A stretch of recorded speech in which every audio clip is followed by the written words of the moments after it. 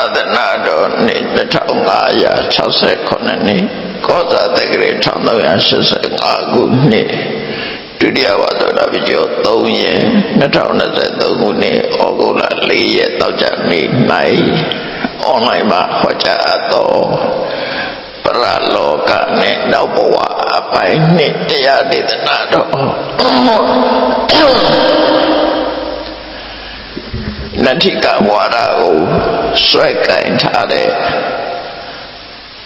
ပါယတိရာဇညာလို့ခေါ်တဲ့ဒီတပြမျိုးစားကြီးကခေတဲ့လူတော့မဟုတ်ဘူးသူကလက်တွေ့သမားလက်တွေ့စက်တတ်အဲ့တော့ပရလောကဆိုတာကိုတော့ရှင်းထားပြီနောက်ဘဝမရှိဘူးကုသိုလ်ကအကုသိုလ်ကတို့ရဲ့အကျိုးမရှိဘူးဆိုတာနဲ့ပတ်သက်ပြီးတော့ဆက်လက်ပြီးညှင်းဆိုနေတော့မယ်အဲ့ဒီချက်ကိုသူကဆက်လက်ကိုင်ထားတယ်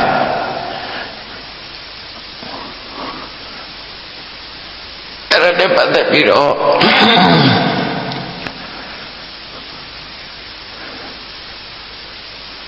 အဲ့ဒါရှိတယ်ဆိုတဲ့အကြောင်းကိုရှင်ကုမာရကတ္တဗကနော်တခုတယောက်သိရပေးခါရတဲ့အခါမှာအိမ်ကိုပြန်ပြီးတော့ခွင့်ပတ်ပြီးဆွေမျိုးတွေကိုနှုတ်ဆက်ချင်တယ်ဆိုတာမရသလိုအပေငယ်ရောက်သွားတဲ့ပုဂ္ဂိုလ်တယောက်ဟာလည်းပဲခဏပြန်ပြီးတော့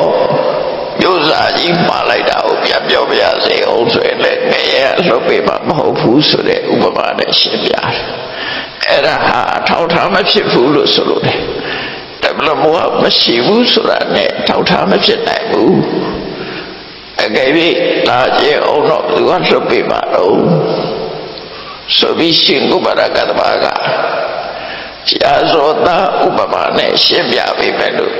သူကပြောတော့အရှင်ကတ္တဗအရှင်မြတ်ဒီလိုပြောပေးမယ်လို့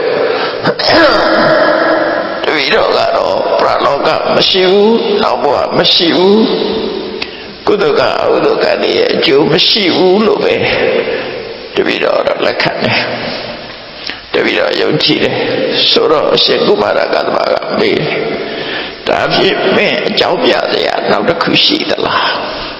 မရှိဘူးဆိုတာကိုမသက်သေပြနိုင်ကြအကြောင်းရှိလားဟာရှိတာပေါ့ခင်ဗျာတပည့်တော်လက်တွေ့စပြီးတော့ပြောတာ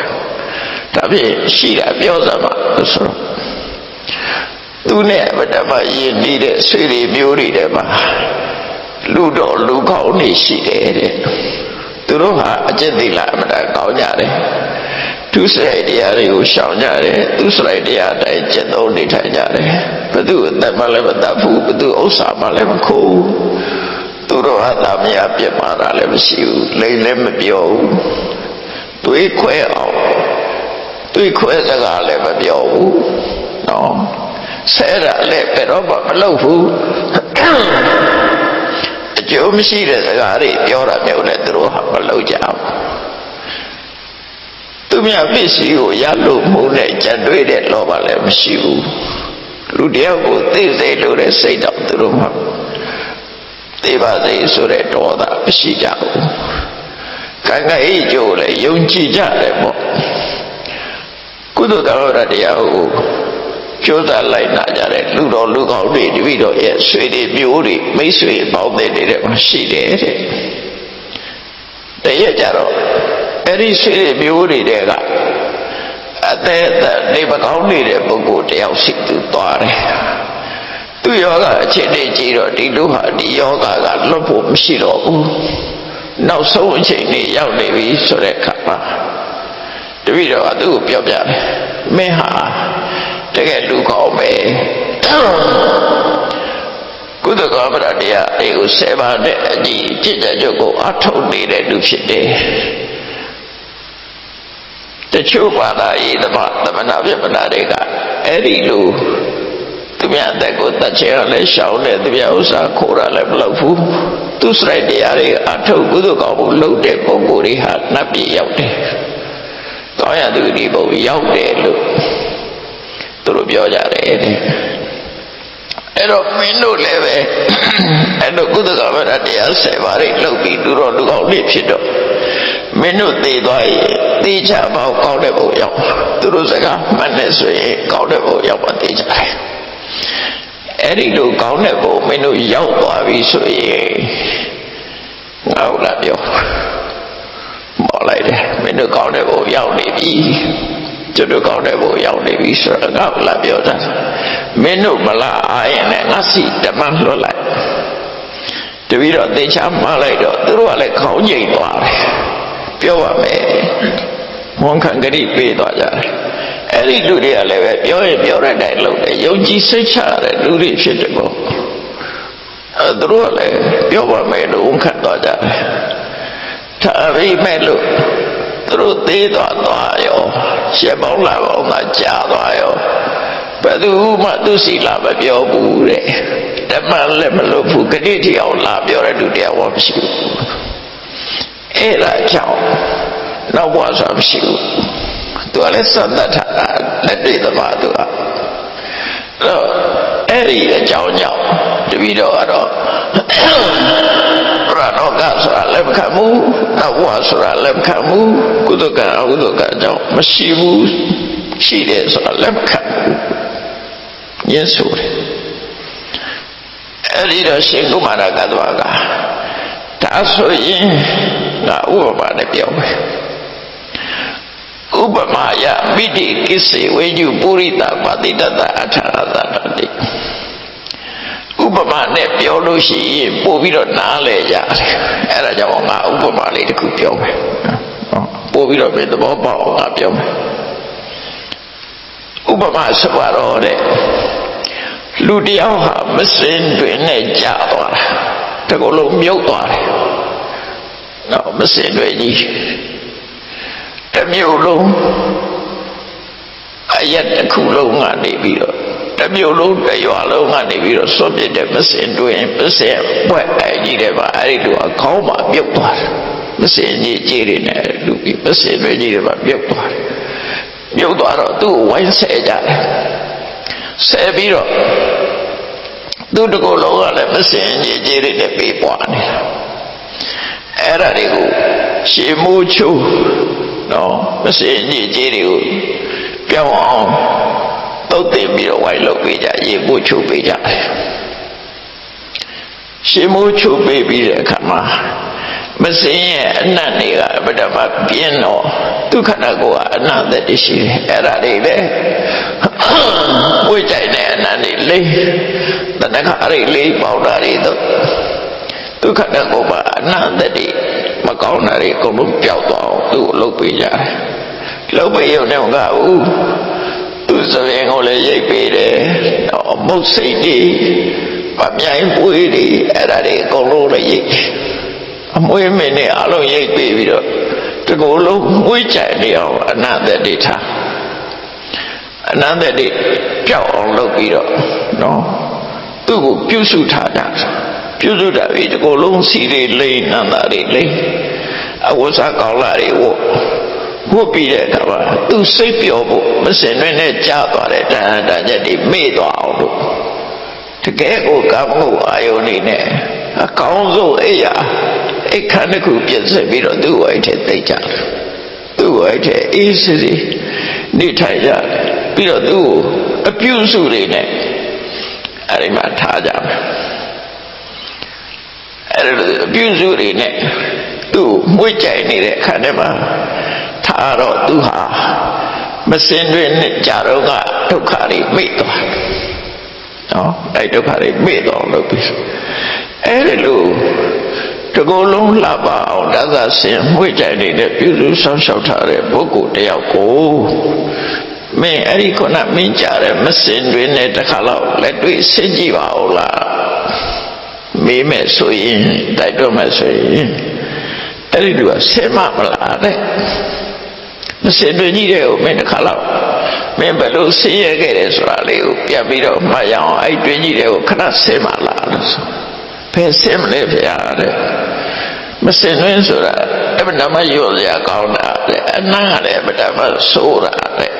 ကျော်ရလဲကောင်းတယ်နာမည်ဆိုတယ်မစင်လည်းမစင်ကြဘူးအညစ်အကြေးတွေဖြစ်တယ်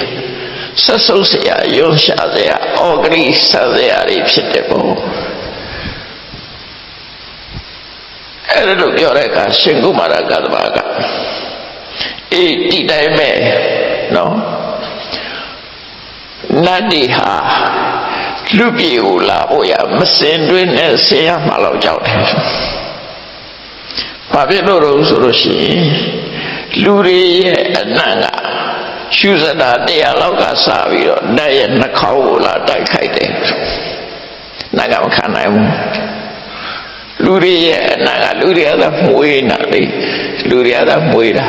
နတ်တွေကလူအနံ့ကိုမကြိုက်ဘူးအဲ့ဒါတော့စဉ်းစားကြည့်ပြီးတယ်ဟုတ်လောက်တယ်ငယ်တော့တိရစ္ဆာန်ရောက်သွားတဲ့အခါတိရစ္ဆာန်အနံ့နေမခံနိုင်ဘူးသူတို့ချင်းချင်းတော့နားနေကြတာမွေးနေကြပါဗျာတိရစ္ဆာန်တွေသူတို့ချင်းချင်းတော့မွေးနေပါလေခွေးတွေကလည်းခွေးတကောင်တကောင်နားနေကြောင်းတွေကလည်းကြောင်းတကောင်တကောင်နားနေကြအဲ့တော့လူတွေကသွားလို့ရှိရင်တိရစ္ဆာန်တွေရဲ့နားတော့ဆိုးတော့ဆိုးတာဒါမစဲအနံ့မဟုတ်ဘူးတိရစ္ဆာန်ရဲ့ကိုယ်အထွက်တဲ့အနံ့ဒါပေမဲ့ခဏခေတ်တော့တိရစ္ဆာန်ချစ်တဲ့ပုဂ္ဂိုလ်တွေကတော့မွေးလို့လားမသိဘူးသူတို့မွေးအောင်လုပ်ထားသလားမသိဘူး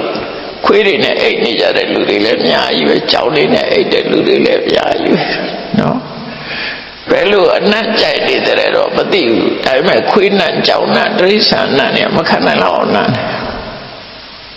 ကိုနန္ဒပြောတာနော်မခံနိုင်ဘူးအဲ့အနံ့เนี่ยလူနံ့နဲ့မထူဘူးတိရစ္ဆာန်နံ့ကတစ်မျိုးဒါတန်ရှင်းပါတယ်ဆိုရယ်တိရစ္ဆာန်တော့ပါပဲအနတ်သက်ရှိတယ်ပေါ့လူတွေရဲ့မနုဿခန္ဓာလူတွေရဲ့အနတ်လူတွေရဲ့ခန္ဓာကိုယ်ကထွက်တဲ့အနတ်မကောင်းတဲ့အနတ်မဟုတ်ဘူးလူတွေဖိလိပ်ပြင်းစင်ထားလို့လူကောင်းတွေကထွက်တဲ့အနတ်လူရဲ့ယနတ်နော်လူရဲ့အနတ်တွေကိုလူတွေကတော့မှုေးကြတယ်နတ်တွေကြတော့ရှုစတာတရားလောက်ကလေးကလူနတ်ရ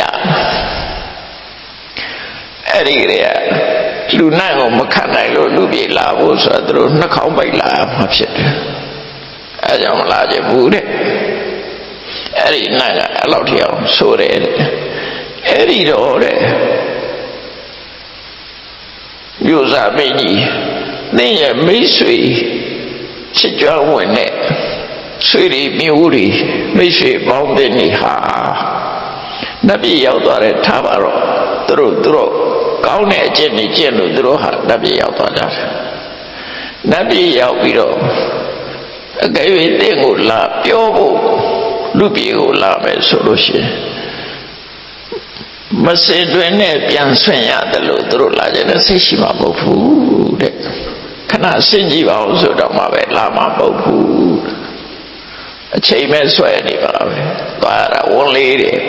မကောင်းတဲ့အနံ့တွေကိုကြောက်ချဖို့ရခက်တယ်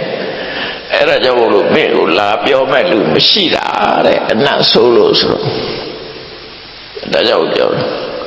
အဲ့ဒါကြောင့်မင်းလက်ခံလိုက်ပရလောကဆိုတာရှိတယ်နတ်ဘဝဆိုတာလည်းရှိတယ်နော်ကာကရိကျိုးဆိုတာလည်းရှိတယ်လို့မင်းလက်ခံပါဒါကိုကြည့်ပြီးတော့မင်းလက်ခံပါသူတို့လာမပြောတာဟာအကြောင်းရှိတယ်သူတို့အမွေးကြိုင်နေတဲ့အနေထားမျိုးရောက်နေသည့်အတွက်ကြောင့်မစင်တွင်နဲ့တူတဲ့လူပုံလာပြောမှမဟုတ်ဘူးအဲ့လိုပြောတဲ့အခါကျတော့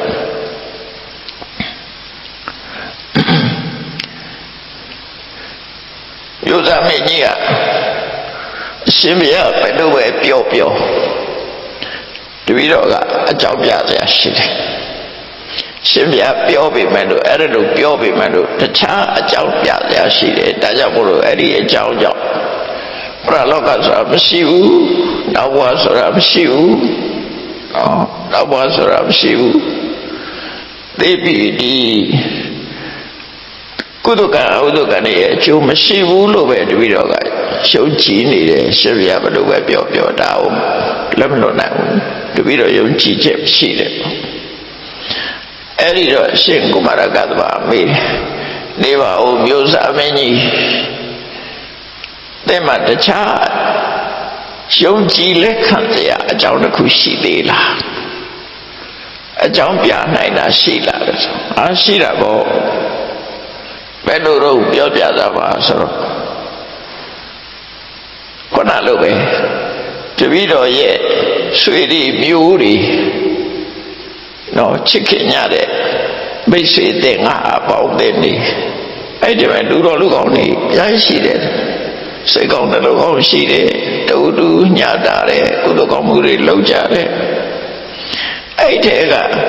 နေမကောင်းနေတဲ့လူတယောက်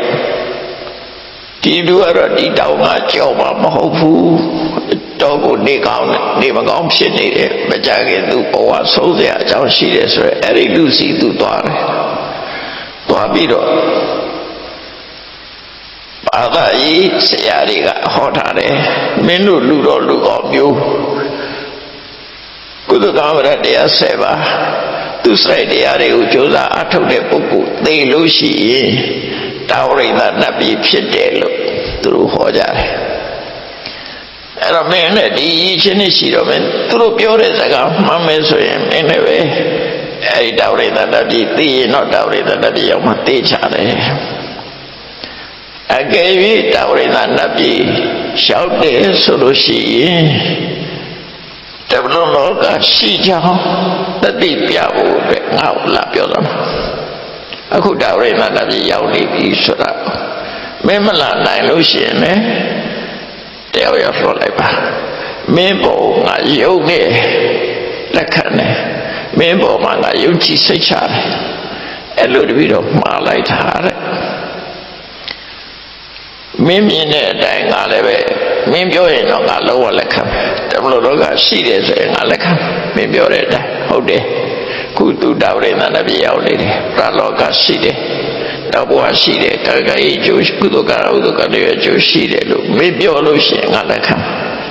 ဆိုတော့ဟိုလူကလည်းကောင်းပါပြီကျွန်ုပ်တာဝရိသနတ်ပြည်ရောက်လို့ရှိရင်ကျွန်ုပ်ကိုယ်တိုင်လာပြောပါမယ်သို့မဟုတ်ဓမ္မလွှတ်လိုက်ပါမယ်လို့ပြောလိုက်တာခဏထိဘယ်သူမှလာပြောမလို့ရှိဘူးတဲ့နှစ်ပေါင်းကတော့ကြာသွားပြီဘယ်သူမှလာပြောမလို့ရှိဒါလည်းပဲသူ့ရဲ့လက်တွေ့စမ်းသပ်ထားတဲ့အကြောင်းတရားတစ်ခုပါတဲ့ဒါကြောင့်မို့လို့တပည့်တော်ကတော့ပရလောကဆိုတာမရှိဘူးနောက်ဘဝဆိုတာမရှိဘူးကုသကံဥဒကံရဲ့အကျိုးမရှိဘူးလို့ပဲယုံကြည်တယ်အဲ့လိုညင်းဆိုပြန်တယ်ညင်းဆိုတဲ့အခါကျတော့ရှင်ကုမာရကတ္တဗကသူ့ကိုရှင်းပြပြန်တယ်မြို့စားကြီးတဲ့ဒါနဲ့ပတ်သက်ပြီးသင်ကိုမေကိုတစ်ခုမေးမယ်ကြိုက်တယ်လို့ဖြေပါတဲ့သူမေးမယ်မေကိုကြိုက်တယ်လို့ဖြေပါတဲ့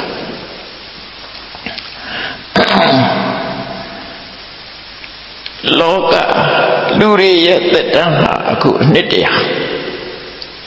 နော်လူတွေရဲ့သက်တမ်းဟာနှစ်တရာ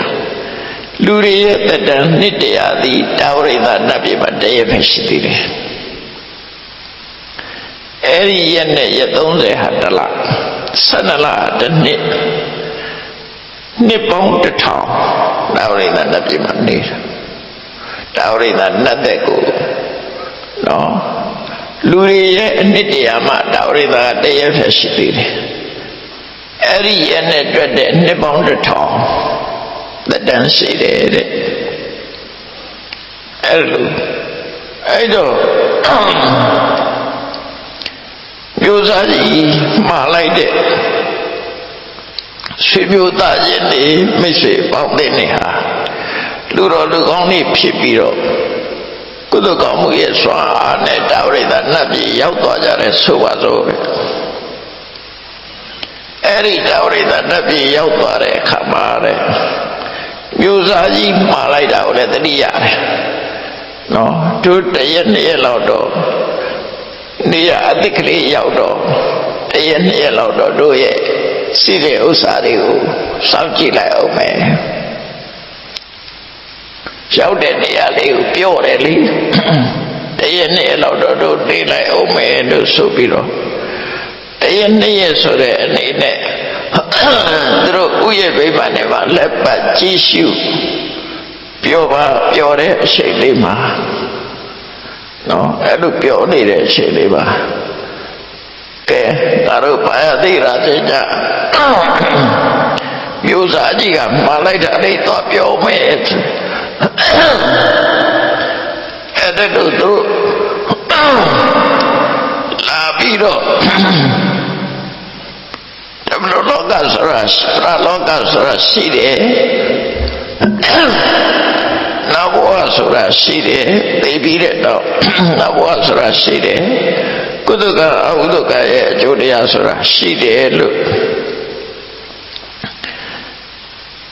လာပြီးတော့ပြောဥမှာပဲဆိုပြီးတော့လာသူတို့စီမှာတရက်နေ့ရက်နေ့မှာသင်ကိုလာပြောမယ်ဆိုရင်မျိုးစားကြီးတိတ်သွားတာနှစ်ပေါင်းများလောက်ပြီတဲ့မင်းအသက်ရှိပါဦးမလားဆိုသူတို့ကတရက်လောက်ဆိုင်လိုက်တာနဲ့ဒီကတရက်ဆိုတာနဲ့ဒီကဟိုအော်ရိသနပြေကတရက်ဆိုတာတဲ့ပဲလူပြေကအနှစ်တရာဖြစ်သွားပြီသူတို့တရက်ခဏလေးဆိုင်လိုက်တာနဲ့နှစ်တရာဖြစ်သွားပြီနှစ်တရာဖြစ်တော့မျိုးစားကြီးရှိပါဦးမလားတဲ့အဲ့ဒီချိန်မှာဆိုတော့အဲ့ကြတော့သူကပါပြောလို့ဆိုတာဝရိသနပြေရှိတယ်ဆိုတာအရှင်ဘုရားဘယ်သူကပြောတော့အရှင်ဘုရားဘယ်သူကပြောလဲဒီလိုတာဝရိသနပြေကလူပြေအနှစ်တရာမှသူတို့တရက်ရှိသေးတယ်ဆိုတဲ့တက်တန်းရှိတယ်ဆိုတာရောသူပြောတာလေတပည့်တော်တော့မယုံဘူးတဲ့လက်မခံဘူးတာဝရိသနပြေရှိတယ်ဆိုတာလည်းလက်မခံဘူးအခုလိုတက်တန်းရှိတယ်ဆိုတာလည်းလက်မခံနိုင်ဘူးတဲ့ယဉ်ဆုပ်တယ်သူရဲ့ညင်းဆုပ်မှုကကိုယ်ကနတ်ပြည်ကိုညင်တာဖြစ်လာတယ်နော်အဲ့တော့ရှင်ကုမာရကသွားကဥပမာတစ်ခုပြောမယ်အဲ့တဲ့ဝမ်းတွင်းကလေးကမျက်စိမမြင်ကန်းလာတဲ့ပုဂ္ဂိုလ်တယောက်ဟာတဲ့အချူအမဲဆိုတာမမြင်ရဘူးနော်အယောင်အဆင်းတွေကိုလည်းသူမမြင်ရဘူးဘာကိုမှမြင်မှာမဟုတ်ဘူးပရိသေရီဝမ်းတွင်းကလေးကကန်းလာတဲ့ဝမ်းတွင်းကန်းဟာလာတွေနေတွေလည်းမြင်ရမှာမဟုတ်ဘူးနက္ခတ္တရာတွေကိုလည်းမြင်ရမှာမဟုတ်ဘူးဒီလောကကြီးရဲ့အလှပဟုသမျှကိုမြင်ရမှာမဟုတ်ဘူးတောတောင်ရေမြေတဘာဝအလှတွေကိုလည်းသူမြင်ရမှာမဟုတ်ဘူးတဲ့အဲ့ဒီမမြင်ရတဲ့အခါမှာအဲ့ဒီဝမ်းတွင်းကနေမျက်စိကန်းလာတဲ့ပုဂ္ဂိုလ်တယောက်ကငါမှမမြင်တာဒါတွေမရှိပါဘူးလို့ပြောရင်ဟုတ်ပါမလားတဲ့ငါမမြင်ဘူးလေသူကမျက်စိကန်းနေတာဟုတ်မျက်စိကန်းနေတော့တောတောင်ရေမြေတွေရဲ့အလှပါတွေရှိတယ်အယောင်ဆင်းအားအဖြူအဝါဒီအစိတ်အညို့ရှိတယ်ကောင်းကင်ဘုံကနက္ခတ္တရာတွေရှိတယ်နေတွေလာတွေရှိတယ်ငါမှမမြင်တာမယုံမှုတာတွေရှိတယ်ဆိုမယုံဘူးလို့သူပြောလိုက်မယ်တဲ့နော်ကိုမမြင်ရလို့ကိုမသိလို့ကိုမရှိဘူးလို့ပြောလို့ရှိရင်သူပြောတာတိုင်မှမလားဆိုရှင်ပြရတယ်ဘယ်မှမတော့နဲ့ဘာလို့လဲဆိုတော့လောကမှာအဖြူမဲစားတဲ့အယောင်လေးရှိတယ်တောတောင်ရည်ပြီးသဘာဝအလှပါလေးရှိတယ်တောင်စဉ်တောင်တန်းခြိုင်ဝမ်းနေရှိတယ်အဲ့ဒါတွေကရှိနေတာဒါတွေနေတွေရှိတယ်ကောင်းကင်မှာနက္ခတ္တရာတွေရှိတယ်အဲ့ဒါတွေသူမမြင်ရလို့သူမသိရလို့မရှိဘူးလို့ပြောရင်ဒါမှမှန်မှုပေါ့မှန်တာမဟုတ်ဘူးပေါ့အေးအဲ့ဒီတိုင်းပဲမင်းကလည်းတာဝရိသနတ်ပြည်ကိုမမြင်ရလို့ပဲမရှိဘူးဆိုရင်မင်းကဝန္တွင်းကံတိုင်းပဲဖြစ်မှာပေါ့နော်မျိုးသားကြီးကဝန္တွင်းကံလို့ဝန္တွင်းကံဥပမာဖြစ်နေမှာပေါ့ကိုမမြင်တာလည်းမရှိဘူးဆိုညင်းနေရမလားရှင်ကုမာရကသွားကအဲ့လိုပြောတဲ့အခါတာဝရိဏနတ်ပြည်ရှိတယ်ဒီလိုတတန်းတာဝရိဏနတ်တွေကဒီလိုတတန်းရှိတယ်နော်အရှင်ကတ္တဝကိုဘုသူပြောတာလေတဲ့ တာဝရိသနတ်ပြည့်ရှိတယ်ဆိုတော့ဘယ်သူပြောတာလဲဘယ်သူကပြောတာလဲဆိုတော့ပရလောကဆိုတာခုပဂရိအမေမွေးထားတဲ့မျက်စိနဲ့ကြည့်လို့မရဘူးတဲ့နော်ပဂရိမျက်စိနဲ့ကြည့်လို့မရဘူးတဲ့နော်လောကမှာတဲ့သမဏပြမနာတွေတောတောင်ဝေးလံတဲ့နေရာတွေတွားပြီးတော့မမိမလျော့တရားကျင့်နေကြတဲ့ပုဂ္ဂိုလ်ရှိတယ်သမထကျင့်တဲ့ကိုကြည်ကြကြုတ်ကိုအထောက်နေကြတဲ့ပုဂ္ဂိုလ်ရှိတယ်အဲ့ဒီပုဂ္ဂိုလ်တွေကစံပင်ညင်နဲ့ရပြီးတော့ဒိဗ္ဗစက္ခုလို့ခေါ်တဲ့ထူးခြားတဲ့မျက်စိအမြင်တွေကိုရရှိကြတယ်အဲ့ဒီဒိဗ္ဗစက္ခုဆိုတဲ့မျက်စိအမြင်ဟာလူတွေရဲ့အမြင်နဲ့သာလွန်ပြီးတော့ဒီလောကကိုလည်းမြင်ရတယ်ပရလောကသတ္တဝါတွေကိုလည်းမြင်ရတယ်နော်ပရလောကသတ္တဝါတွေကိုလည်းမြင်ရတယ်အဲ့ဒါကြောင့်မို့ဒိဗ္ဗစက္ခုရတဲ့ပုဂ္ဂိုလ်တွေကပရလောကရှိတယ်ဆိုတာကိုသူတို့မျက်စိနဲ့သူတို့ရဲ့ဒိဗ္ဗစက္ခုနဲ့မြင်နိုင်တယ်ကိုယ်မှာဒိဗ္ဗစက္ခုမရှိလို့မမြင်ရလို့မရှိဘူးလို့ပြောလို့မရဘူးအဲ့တော့အဲ့ဒီပုဂ္ဂိုလ်တွေကရှိတယ်လို့ပြောထားတာသူတို့ကိုယုံကြည်လက်ခံပြီးတော့သူတို့စကားကိုယုံကြည်လက်ခံပြီးတော့ပရလောကဆိုတာရှိတယ်နတ်ဘဝဆိုတာရှိတယ်ကုသကအဟုသကတို့ရဲ့အကျိုးရှိတယ်ဆိုတာလက်ခံမှာဖြစ်တယ်တဲ့နော်ဒါအဲ့တော့ရှင်ကုမာရကသမကလည်းထူးထူးခြားခြားပြောပြတာပေါ့နော်တချို့ကိစ္စတွေကခဏခေတ်တောင်မှကြည်ပါလားဗိုင်းရပ်စ်တို့ဟိုတဲ့ပိုးမွားတွေနော်အဲ့ဒီပိုးမွားတွေတောင်မှပဲမိုက်ခရိုစကိုပ်နဲ့ကြည့်မှမြင်ရတဲ့ဟာရှိတယ်ပေါ့အမှန်တန်သေးတယ်အဲ့ဒါတွေတောင်မှပဲတမန်မျက်စိနဲ့မမြင်နိုင်တဲ့ဟာတွေဟာမိုက်ခရိုစကိုပ်နဲ့ကြည့်လို့ရှိရင်မြင်ရတာရှိတယ်ပေါ့လောကကြီးမှာအဲ့ဒါလိုပဲလူတွေရဲ့ပဂတိမျက်စိနဲ့နတ်တွေကိုမြင်ရမှာမဟုတ်ဘူးသို့တော့နတ်တွေကိုမြင်နိုင်တဲ့မျက်စိနဲ့ကြည့်မယ်ဆိုလို့ရှိရင်နတ်တွေမြင်ရမှာပဲလူတော်ကမှတော့တချို့ပြောကြတယ်ညဆိုရင်တစေတရေတွေကိုခွေးတွေကမြင်ရတယ်လူတွေကမမြင်အောင်အဲ့တော့တချို့ကဘာလို့တုံးဆိုရင်ခွေးမျက်လုံးကမျက်ချီကိုလူရဲ့မျက်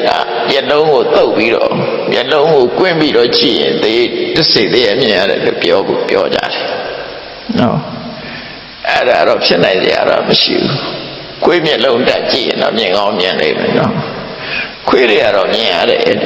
ဒါကြောင့်လို့ခွေးတွေကဥတယ်လေအဲ့ဒီ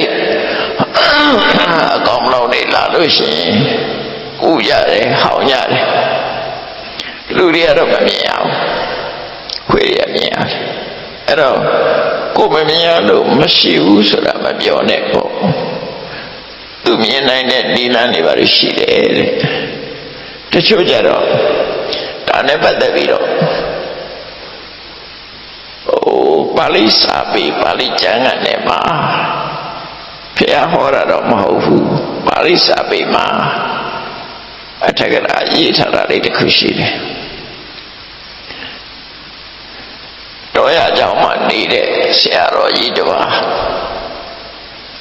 ဆွမ်းကကြွတဲ့အခါကျတော့လမ်းမှာတစီကလေးနှစ်ယောက်နဲ့တွေ့တယ်တစေကလေးတွေကိုယ်ရင်ပြပြီးတော့ရှင်ပြရတယ်ရှင်ပြမျိုးတဲ့သွားလို့ရှိရင်တပည့်တော်တို့အမေတွေ့လို့ရှိရင်ပြောလိုက်စမ်းပါ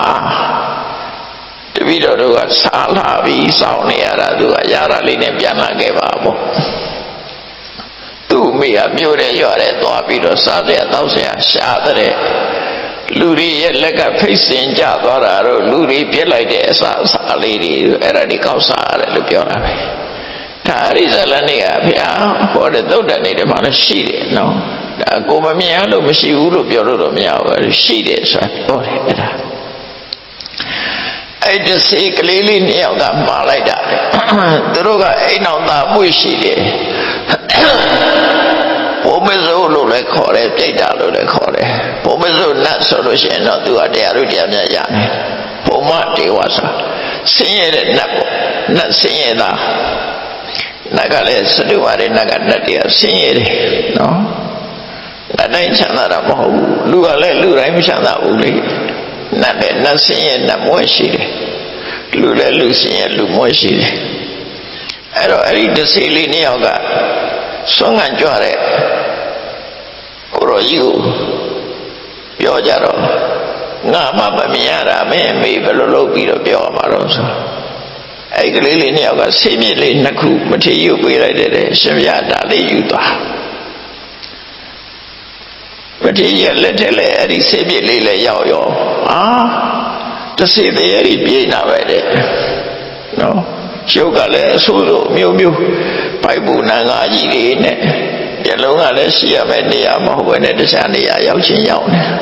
အဲ့ဒါမှအယုတ်ဆိုးတာတွေရှိတယ်ပြောတယ်တစေတွေတရားတွေအများကြီးတွေ့ရတယ်အဲ့ကြတော့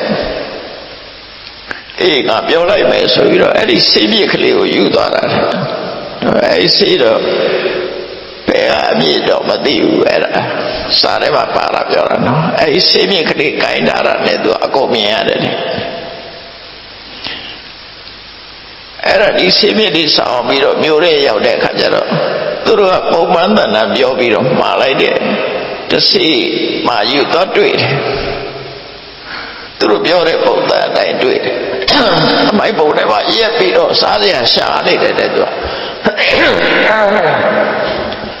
စားစရာရှာနေတော့အဲ့ဒါသွားပြီးတော့အဲ့ဒီကိုတော့ရက်သွားပြောတယ်နင်သားသမီးတွေကငါ့ကိုမှားလိုက်တယ်ရတာလေးနဲ့ပြန်လာခဲ့ပါသူတို့ပိုင်းစားလာပြီလို့ပြောတယ်တဲ့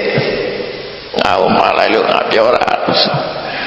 ကိုရောဘယ်လိုလုပ်မြင်တာတော့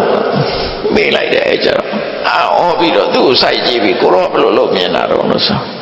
ငါဒီဘက်ဆေးပြည့်ကြောင်မြင်တာလက်လေးဖြတ်ဆိုလူသွားတယ်အဲ့ရတော့မမြင်ရတော့ဘူးအစားထဲမှာပါလာရှိတယ်နော်ဟုတ်မဟုတ်ကတော့ကိုယ်တိုင်လည်းရတာမှမဟုတ်တာအဲ့တော့လူသွားတာလူတာခံလိုက်ရတယ်အဲ့ကြတော့ဘာမြင်ရတော့ဘူးတစ်စိလေးမမြင်ရတော့အဲ့ဒါသူတို့ကိုမြင်နိုင်တဲ့ဆေးမြစ်ရှိတယ်ဆိုတာလေအဲ့စားလည်းပါတယ်နောက်တစ်ခုကတော့ပိယင်္ဂရပါဒတို့ဩဒရပါဒတို့ဆိုတဲ့ပုံပစိုးဆင်းရဲတဲ့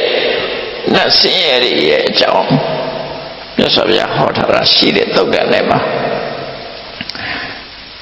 ဩဒရပါဒနဲ့ပိယင်္ဂရပါဒအဲ့ဒါလည်းပဲ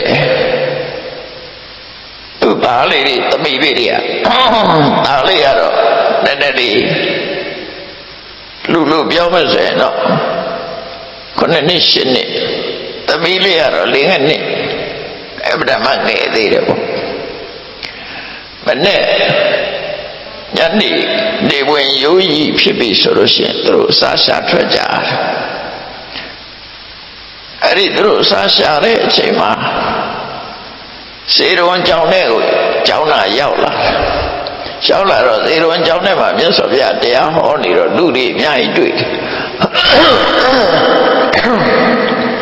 အဲ့ဒီလူအုပ်ကြီးကိုတွေ့တဲ့အခါကျတော့ဒီထဲမှာစားစရာတောက်စရာလူတွေများတော့သူတို့စားရင်နဲ့ကြာလာတာလေးတွေပါလေးတွေရှိမှာပေါ့အဲ့ဒါလေးတွေစားဖို့ရှားမလားလို့ကျောင်းထဲဝင်လာကြတယ်မြတ်စွာဘုရားတရားဟောနေတဲ့အချိန်ကျောင်းထဲဝင်လာကျောင်း၌တကားမုံဆောင်နတ်ကလည်းပဲသူ့ကိုမတားလိုက်ဘူးအဲ့ဒီချိန်မှာရတော့အပြင်တော့အဲ့ဒီတကားမုံစောင်းတဲ့နတ်တွေကတားတယ်အဲ့ဒါပြောကြအဝဲမခံဘူးလို့ပြောတယ်အဲ့တော့သူကရောက်လာတော့မြတ်စွာဘုရားရဲ့အတန်တော်ဆိုတာတရားနာပရိသတ်ရှိသလောက်ကြားရတဲ့တဂရိတန်ကွာ တရားနာပရိသတ်ကလေးခန်းရောက်တဲ့ဆိုရင်ကျန်တဲ့လူမကြောက်တယောက်တည်းဟောနေရင်တယောက်တည်းပဲကြားတယ်ကျန်တဲ့လူမကြောက်ဘူးနော်မြတ်စွာဘုရားရဲ့အတန်ကတယောက်တည်းကိုဟောနေရင်တယောက်တည်းပဲကြားတယ်ပရိသတ်ထောင်ချီဟောရင်ထောင်ချီကြားတယ်Orient system တက်เสียမလို့အတန်ချက်ဆက်တက်เสียမလို့မြတ်စွာဘုရားဒါပဂတိအနေနဲ့ကိုစွမ်းတကူရှိတယ်လို့သူတို့ဆိုတယ်အဲ့တော့အဲ့ဒီပိယင်္ဂရပါတာဘုမလို့သူရှင်ရဲ့နတ်မရနတ်တို့ပဲပြောကြပါစို့သူတော့ပိသစမြေပုံပလူလို့သုံးနေစားတယ်မှာသူဟာကလေးနှစ်ယောက်လက်ဆွဲပြီးတော့တရားနာတဲ့လူတွေအနည်းရောက်လာတယ်သူကဒုက္ခပိဋကလို့ရောက်လာတာမဟုတ်သည့်အတွက်ကြောင့်ကျောင်းဆောင်နဲ့တည်းကသူမတားလိုက်ဘူးသူအနည်းနာရောက်လာပြီးတော့သူပါရှာတော့လူတွေထဲကနေမတော်တဆဖိတ်စင်ကြတဲ့အစားအစာလေးကိုရဖို့သူရှာတယ်လို့ပြောတယ်တော့လို့တော့ဆင်းရဲတဲ့သူတို့ဘဝတွေကနော်မြတ်စွာဘုရားတရားဟောတဲ့အတန်ကြားလိုက်တဲ့အခါကျတော့သူကဘုရားအတန်ကြားလိုက်တာနဲ့ရှေ့ဆက်မသွားတော့ဘဲနဲ့ရပ်ပြီးနားထောင်အဲ့လိုနားထောင်နေတဲ့အခါသူ့သားလေးနဲ့သမီးလေးဟာအမေဘာလို့ရပ်နေတာတော့သူတို့ဆာလာပြီးစားကြရှာပါလူတွေစီကစားကြရှာရောကပိုက်တိုင်းမလို့လာတော့မသိဘူးစားကြရှာပါဆိုတော့တင်ခိုင်းဆိုတော့သူကပြောရငါသားတို့ငါသမီးတို့တိတ်တိတ်နေကြသမ်းဟိုမှာမြတ်စွာဘုရားဘုရားအရှင်မြတ်ကတရားဟောနေတာငါတို့အဲ့ဒီတရားမသိလို့အခုလို့ဆင်းရဲဒုက္ခကြုံနေတာဆင်းရဲတဲ့ဘဝငါတို့ရောက်ဒီတရားဟာအမှန်တမ်းနှစ်သက်စရာကောင်းတယ်တဲ့ကိုအမျိုးသားကိုသားကိုသမီးချစ်ပါတယ်တဲ့ဒါပေမဲ့ငါကကိုမိသားစုတဲ့တရားကိုပို့ချစ်တယ်ဒီတရားမသိလို့ငါတို့အခုလိုဘဝရောက်လာတာအဲ့တော့ဒီတရားသိမှဖြစ်မယ်ဆိုပြီးတော့အဲ့ဒီပိသစပုပ္ပဇုနမကြီးဟာတရားရဲ့နာလိုက်တာမြတ်စွာဘုရားတရားဟောတဲ့အဆုံးမှာသူသောတာပန်ဖြစ်သွားသောတာပန်ဖြစ်သွားတော့သူပြိတ္တာမဟုတ်ဘူးဆိုတာသိတာအပယ်လေးပုံသာမဟုတ်ဘူးစတုမာတဲ့နတ်ထဲမှာပါတဲ့နတ်ဆင်းရဲ့နတ်ပွဲပေါ့နတ်ဆင်းရဲ့နတ်ပွဲပဲဖြစ်အဲ့ကြတော့သူသားသမီးလေးတွေကျေစုတင်တဲ့အကြောင်းပြောတယ်မင်းတို့ကတိတ်တိတ်နေပြီလို့ငါအခုတရားတို့တရားများရတယ်ဆိုသူလည်းသောတာပန်ဖြစ်သွားရောသူ့ရဲ့ဘဝပြောင်းလဲသွားတယ်တရားရဲ့စွမ်းတတ္တိနဲ့ပြောင်းလဲသွားတယ်အမတန်ဆင်းရဲပြီးအယုဆိုးအကြည့်တန်တဲ့ဘဝကြီးอ่ะနော်ဟိုလည်းလို့ပေါ့လူဟာဆင်းရဲလောက်ကစားတော့တုန်းကတသွေးတမွေးမဖြစ်ဘူးလေပြင်းမဲ့ဗမာနဲ့နေရတာ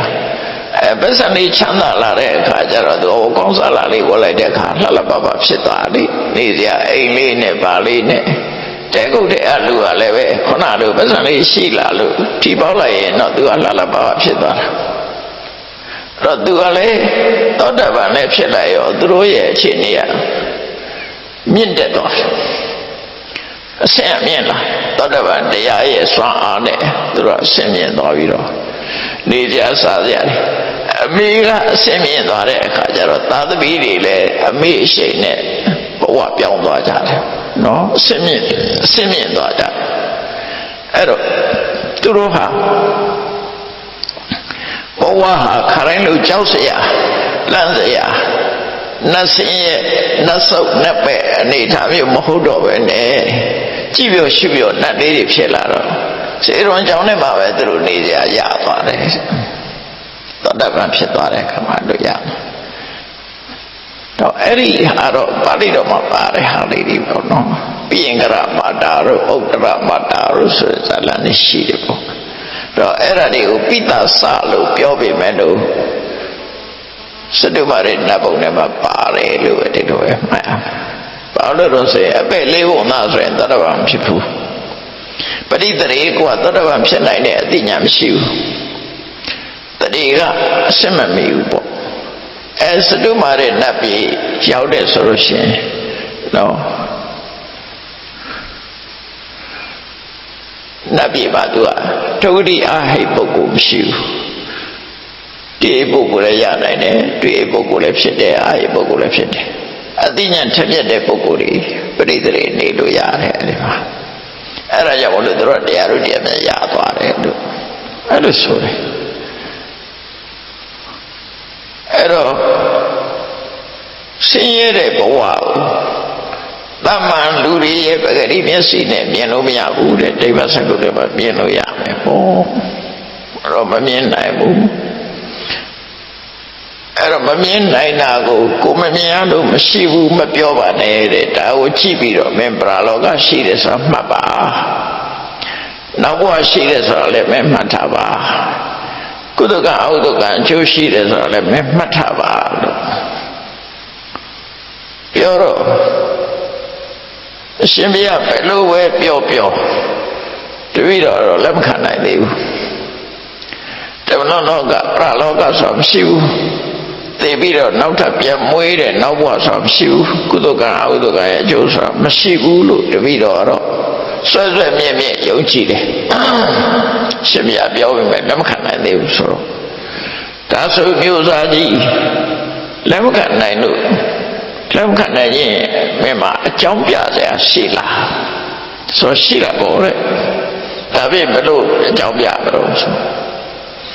တပည့်တော်စဉ်းစားကြည့်တယ်အကျင့်သီလသိက္ခာကောင်းတဲ့တရားကျင့်နေတဲ့ပုဂ္ဂိုလ်တွေသူတို့ဟာအသက်ရှင်နေကြတယ်မသိချင်ကြဘူးချမ်းသာဒုက္ခကိုမျက်နှိုးကြတယ်ဆင်းရဲမှကြောက်ကြတယ်နော်ဆင်းရဲမှကြောက်ကြတယ်တပည့်တော်အဲ့ဒီပုဂ္ဂိုလ်တွေကိုကြည့်လိုက်တဲ့အခါတရားဓမ္မနဲ့ပျော်မွေ့နေတဲ့ပုဂ္ဂိုလ်တွေကဘသူပဲဖြစ်ဖြစ်သူတို့ကအသက်ရှင်နေကြတယ်ပျော်မွေ့နေကြတယ်မသိချင်ကြဘူးအဲ့တော့သူတို့ကိုကြည့်ပြီးတော့သူကအခုလိုသူတော်ကောင်းတရားအထုတ်နေတဲ့ပုဂ္ဂိုလ်တွေဟာဒီဘဝကသိသွားလဲထိတဲ့ကောင်းတဲ့ဘဝရောက်မြေအိုးကိုခွဲပြီးတော့ရွှေကိုရတယ်လို့ဖြစ်မယ်ထိတဲ့အစင်းမြင့်တဲ့ဘဝရောက်နော်မြေအိုးကိုခွဲပြီးတော့ရွှေအိုးရတယ်လို့ထိတဲ့အစင်းမြင့်တဲ့သူတို့ဘဝကိုရောက်ကြမှာဖြစ်တယ်အဲ့ဒါတို့ရောက်ကြမယ်ဆိုတာသူတို့သိရတဲ့နဲ့ဒီဘဝကိုဘာဖြစ်လို့အဆုံးမတတ်ကြလဲသူတို့ဟာကိုကျင့်သီလလည်းကောင်းတယ်တရားဓမ္မလည်းကျင့်သုံးနေကြတယ်လူတော်လူကောင်းတွေဖြစ်တယ်လူတော်လူကောင်းတွေရဲ့လာရဂတိဟာအဗဓမ္မဆင်မြင့်တယ်လို့ပြောတယ်အဲ့ဒါဆိုလို့ရှိရင်အခုလို့နှိမ့်ကြပြီးဒုက္ခရောက်နေတဲ့ဘဝဘာလို့နေလူဘဝဆိုတာပြဿနာတွေအများကြီးပဲနော်စိတ်ညစ်စရာတွေအများကြီးအဲ့တော့အစိတ်တော့ပြီးသိပါလားနောက်ဘဝရှိတယ်ဆိုလို့ရှိရင်ဒီပါမနေနဲ့နောက်ဘဝပြောင်းတချို့ကတော့နိုင်ငံခြားထွက်ကြတယ်ပေါ့အခုကတနည်းမှမကောင်းဘူးဆိုတနည်းပြောင်းကြတယ်လေအဲ့တော့နောက်ဘဝတည်တဲ့ကောင်းတာရှိတယ်ဆိုလို့ရှိရင်ကိုယ့်ကိုတတ်သိပြီးနောက်ဘဝသွားပေါ်တဲ့သူတွေ့ရအဲ့ဒါတွေ့တာနော်တည်တဲ့ကောင်းတဲ့နေရာလူတွေဟာကိုယ်နိုင်ငံမကောင်းဘူးဆိုရင်တခြားနိုင်ငံထွက်သွားကြတယ်အဲ့ဒါလို့ပဲဒီဘဝမှာဆင်းရဲတယ်ဆိုရင်ဒီတဲ့ကောင်းတဲ့ဘဝသွားပေါ်တဲ့အစိတ်တော့ပြီးတော့ဖြစ်စီတနည်းနည်းနဲ့ကိုယ့်ကိုကြိုးဆွဲချပြီးတော့သေးတာပဲဖြစ်စီလက်ဘင်းကိုဓာတ်နဲ့လှီးပြီးသေးတာပဲဖြစ်စီ၆ကဘာပေါ်ခုံချပပတိဝပပတိယဒါစားလဲပါတယ်ပြောတာနော်ပပပြည့်အဲ့တော့တရားပေါ်ခုံချတယ်အဲ့တော့အဲ့ဒီလိုခုံချကိုတတ်သိပြီးတော့နောက်ဘဝသွားကြပါလားတဲ့အဲ့တော့တပည့်တော့သူတို့ဟာအဲ့လိုမသိကြဘူးတဲ့နောက်ဘဝမသိတဲ့ကောင်းတာရောက်မယ်ဒါနဲ့သူတို့မသိဘူးတဲ့သူတို့ကမေးလိုက်လို့ရှိရင်သက်ရှင်နေကြတယ်မသိကြဘူးချမ်းသာကိုလိုလားတယ်ဆင်းရဲဒုက္ခကိုကြောက်တယ်ဒါပေမဲ့ကိုတတ်သိကြတာမလုပ်ကြဘူးတဲ့ဒါလည်းပဲအကြောင်းတစ်ခုပဲတဲ့နောက်ဘဝမရှိလို့နေမှာ နောက်ဘဝတကယ်ရှိပြီဆိုရင်ကိုယ့်ကိုတတ်သိသွားပေါ်တယ်နောက်ဘဝထိတဲ့ကောင်းတဲ့ဘဝရောက်ပါသွားပါလားတဲ့အဲ့တော့ကိုယ့်ကိုတတ်ပြီးတော့မသေးရတဲ့ဟာတော့ဘဝမရှိလို့ပဲသူကလည်းလက်တွေ့သမားပဲနော်အဲ့ဒါလို့ညှင်းဆိုတာညှင်းဆိုတော့ရှင်ကုမာရကသဘာကဥပမာတစ်ခုပြောတယ်ပြုစာမင်းနဲ့ဥပမာတစ်ခုပြောပြမယ်ဥပမာနဲ့ပြောရင်နားလဲကြတယ်ပေါ့ရှင်းတော့ငါတဲ့ပုံနာကြီးတစ်ယောက်ကအိမ်အောင်ဘက်2ယောက်ရှိတယ်တဲ့နော်ပုံနာကြီးကဟိုအိမ်အောင်ပြုတ်ထားတာ2ယောက်ရှိတယ်အိမ်အောင်ဘက်2ယောက်ရှိတယ်တစ်ယောက်ကသားယောက်ျားလေးမွေးထားတာအဲ့ဒီသားယောက်ျားလေးဟာ7နှစ်12နှစ်အရွယ်ရှိနေပြီဟိုတစ်ယောက်ကတော့မွေးကနေ70ပဲရှိသေးတယ်နော်ဇနီး2ယောက်ယူထားတယ်အဲ့ဒီလိုအချိန်မှာပုံနာကြီးတည်သွားတယ်အိန္ဒိယထုံးစံအရယောက်ျားတည်လို့ရှိရင်အိမ်နောက်ဘက်အမျိုးသမီးကအမွေခံလို့မရဘူး။သားရှိရင်သားကမှအမွေခံလို့ရတယ်။သမီးကလည်းအမွေခံလို့မရဘူး။ဒါပမာပြေထုံးစံမဟုတ်ဘူး။အဲ့ဒီထုံးစံသိဖို့လိုတယ်နော်။အိန္ဒိယမှာဒါကြောင့်မလို့သားယောက်ျားမွေမှပြတ်တယ်ဆိုတာအမွေရနိုင်လို့ပြောတယ်။သားယောက်ျားမမွေရင်အမွေမရဘူး။သမီးမွေးလို့မွေးမရဘူးပြီးတော့ယောက်ျားသိလို့ရှိရင်မိန်းမမွေးမရဘူးသာသမီးမထွန်ကားလို့ရှိရင်မွေးမပေးဘူးအမွေဆက်ခံွယ်မရှိဘူးသူတို့နိုင်ငံဥပဒေရအဲ့တော့အဲ့ဒီပုံနာကြီးသိသွားတယ်သိသွားတော့အမွေခံခွင့်ရှိတဲ့လူကခုနက7နှစ်12နှစ်အရွယ်ရှိတဲ့ကလေးလေးမရကြီးရဲ့သားဆိုတော့အဲ့ကောင်လေးအမွေခံမရှိဟိုမရင်ငယ်ကအမွေးသေးဘူးမွေးကနေ70ပဲရှိသေးတယ်အဲ့ကြတော့ဘာလို့တော့ဆိုတော့အဲ့ဒီကလေးလေးကသူ့ဖေသေးသွားတဲ့အခါကျတော့သူ့ရဲ့မိတွေးကိုတော့ပြောတာသူရလိုက်တဲ့အမွေတွေသူပေးသူသိမ့်မယ်ပေါ့သူ့ဖေရဲ့အမွေတွေကုန်ယူမယ်ဆိုသူ့မိတွေကဘာပြောတော့နေပါအောင်နဲ့ငါဘိုက်ထဲမှာလည်းကလေးရှိသေးတယ်ပေါ့ယောက်ျားလေးလားမိန်းကလေးလားမသိသေးဘူးယောက်ျားလေးဆိုရင်မင်းနဲ့တဝက်စီရမှာပေါ့ခဏဆိုင်မှာပေါ့မကြခင်ကမိဖွာတော့မှာပါဟိုကောင်လေးကမဆိုင်နိုင်ဘူးအခုကျုပ်အမွေရခြင်းပြီဆိုတော့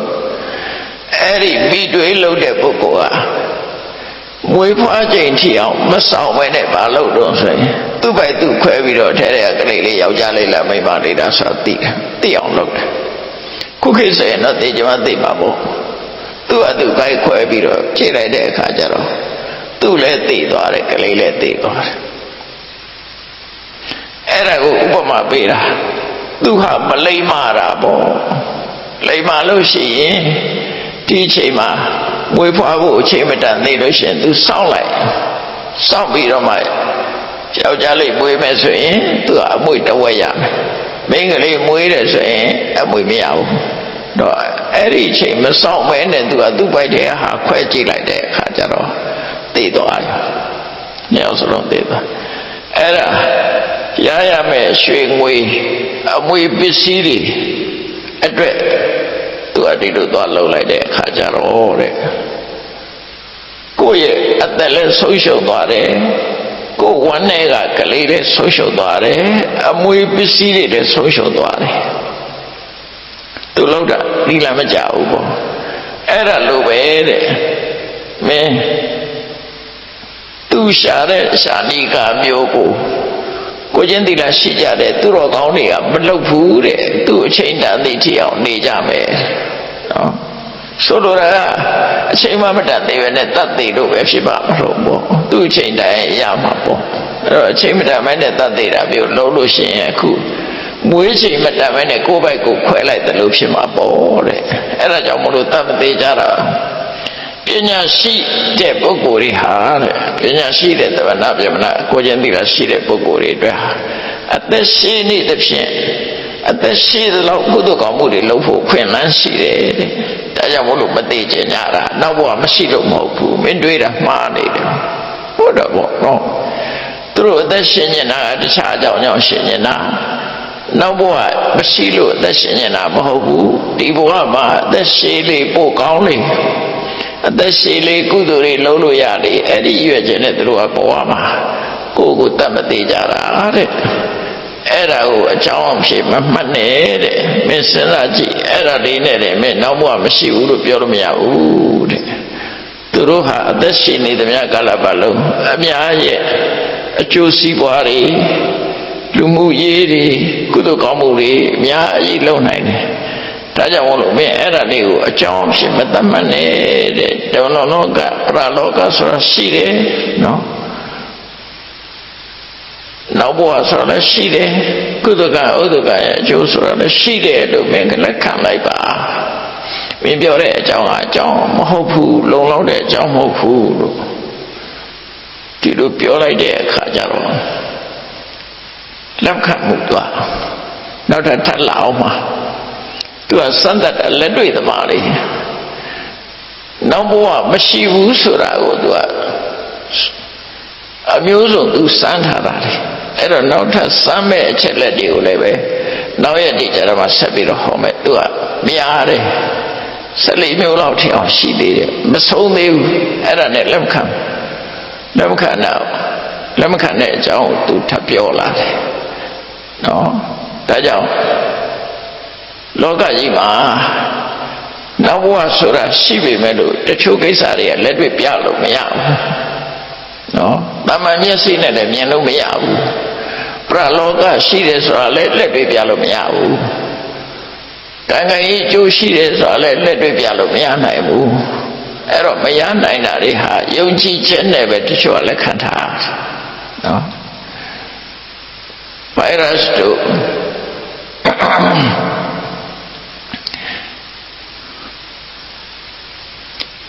လူတွေရဲ့ယောဂကိုဖြစ်စေတတ်တဲ့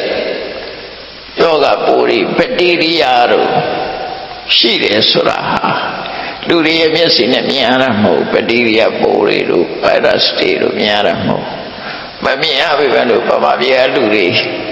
3 နှစ်လောက်ဗိုင်းရပ်စ်အတွေ့အကြုံနဲ့ရလိုက်တော့လက်ခံကြရတာပဲလေ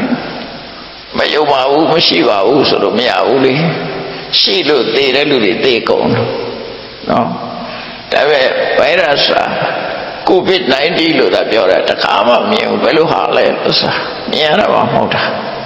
နော်မမြင်ရလို့မရှိဘူးလို့ပြောလို့မရဘူးဗိုင်းရပ်စ်ကူးသွားပြီတော့ကျတော့ဒုက္ခရောက်သွားပြီဆိုတော့အများကြီးပဲကမ္ဘာမှာလည်းပဲအဲ့တည်းပဲလူတွေသေကြစေကြရှိဘူးမဟုတ်ရှိနေတယ်သို့တော့ရှိတာကိုယ့်မျက်စိနဲ့မြင်ရလားလို့ဆိုမမြင်ရဘူးအဲ့လိုမမြင်ရဘဲနဲ့ရှိနေတဲ့ဟာတွေအများကြီးရှိတယ်ဆိုတာစဉ္ညာတို့တရားနဲ့ရှင်ကုမာရကတ္တဗကတိရပြမျိုးစားကြီးကိုအခုလိုဥပမာမျိုးစုံနဲ့နောက်ဘဝရှိတဲ့အကြောင်းကိုရှင်းလင်းဟောကြားပေးတာပဲဖြစ်တယ်။ဒါကြောင့်တရားချက်ကသူတော်စရိသအပေါင်းတို့လောကမှာမြတ်စွာဘုရားကပရလောကဆိုတာလည်းရှိတယ်။နောက်ဘဝဆိုတာလည်းရှိတယ်။ကံကံဤကုသကအဟုသကတို့ရဲ့အကျိုးတရားဆိုတာလည်းရှိတယ်လို့ဟောထားလို့ကိုယ်ကလည်းရှိတယ်လို့လက်ခံကြရတာဖြစ်တယ်။ယုံကြည်ချက်နဲ့ပဲလက်ခံရမှာဖြစ်တယ်။အဲ့ဒါကိုသိပ္ပံနိကြစမ်းသပ်ခြင်းလို့ကတော့မရနိုင်ဘူး။ရှားနိုင်တဲ့ဤတလန်းကတော့ဒိဗ္ဗစက္ခုညရအောင်သမထကျင့်တိုင်းကိုကျင့်ပြီးတော့ရှိမရှိကိုယ်တိုင်သိအောင်လုပ်တဲ့နည်းကအဲ့ဒီနည်းပဲရှိတယ်။ဒါကြောင့်မို့လို့တချို့အရာတွေကယုံကြည်ခြင်းနဲ့ပဲလက်ခံကြရတာဖြစ်တယ်။လက်တွေ့ပြလို့မရနိုင်တာတွေလောကမှာအများကြီးပဲနော်။ကိုယ်အမေဖေးတောင်ယုံကြည်ခြင်းနဲ့လက်ခံရတာလေမွေးလာပြီးတော့မှအမေဆိုတာတွေ့တာအဖေဆိုတာတွေ့တာအဲ့တော့ဒါအမေပဲဒါအဖေပဲလို့ပြောတဲ့အတိုင်းလက်ခံကြတာအဲ့လိုလက်ခံတယ်လို့ကိုယ်မမြင်ရပေမဲ့လို့လက်ခံရမယ့်အချက်တွေများစွာရှိတယ်ဆိုတာကိုသိရှိမှတ်သားပြီးအစဉ်အလာရလက်ခံပြီးကောင်းကျိုးချမ်းသာရအောင်ကြည်ကြကြုတ်ကိုပွားများအထောက်နိုင်ကြပါစေကုန်သတည်း